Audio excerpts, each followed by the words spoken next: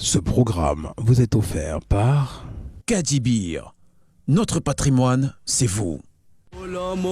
Sanibona, sanibingelela, sanibona, nonkego lomuzi seyani bingelela.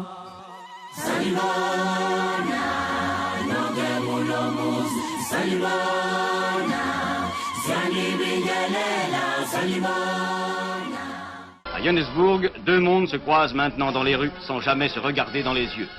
Les Blancs et les non-européens qui englobent les hindous malgré les continuelles et solennelles protestations du président Nehru à l'ONU. Tramways pour les Noirs sont interdits aux Blancs sous peine d'amende. D'autres autobus, d'autres tramways, même des bancs de square sont interdits aux Noirs sous peine d'amende. Couloirs pour les Noirs, escaliers pour les Blancs. Train pour les Noirs, la séparation est totale. Certains trouvent inutile pour nous de parler paix et non-violence.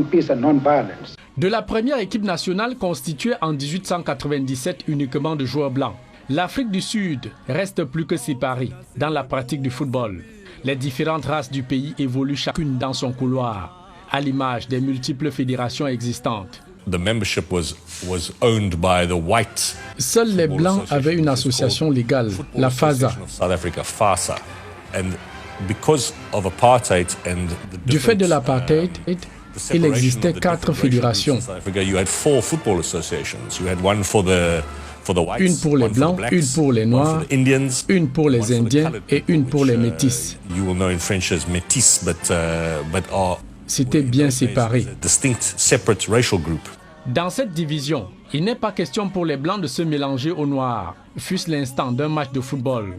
D'ailleurs, cette triste réalité en sera ainsi, en club comme en équipe nationale, jusqu'à la première Coupe d'Afrique des Nations de football au Soudan, préférant être suspendu du tournoi que de présenter une équipe multiraciale.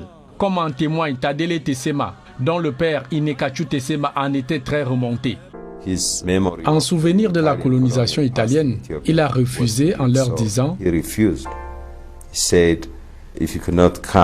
Si vous ne pouvez pas participer avec une équipe multiraciale, non seulement vous serez disqualifié du tournoi,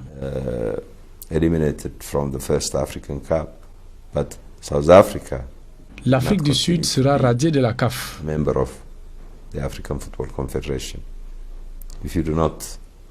Si vous ne voulez pas être avec vos Noirs, comment allez-vous jouer contre les nôtres? La discrimination dans les services publics, les écoles et les transports en commun commence à irriter les Noirs qui n'en peuvent plus. L'exemple de lutte pour les droits civiques avec Rosa Parks et Martin Luther King aux États-Unis galvanise les Noirs à protester durement contre un ordre de répression et d'injustice établi. Dans le foot au quotidien, Noirs, Indiens, Métis et descendants d'esclaves malais prêche pas l'action en fondant une fédération régie par des textes ne faisant nullement allusion aux couleurs de peau. Au milieu des années 1960, le public jubile de voir des équipes mixtes jouer le même championnat avec dans les rangs d'un des clubs un milieu de terrain blanc du nom d'Eric Tinkler. Son acte lui vaut le surnom de Nelson Mandela. Une vraie gifle à la face de l'apartheid qui soutenait que la ségrégation, c'était la garantie de la paix sociale, déclarait l'historien du football, Pierre Allegui.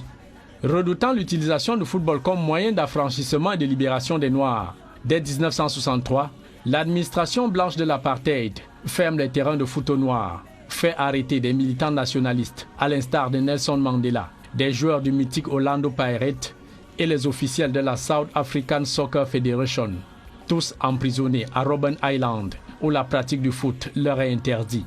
Nelson Mandela et ses compagnons de lutte ne baissent pas les bras. Pour eux, un seul mot. Le combat continue.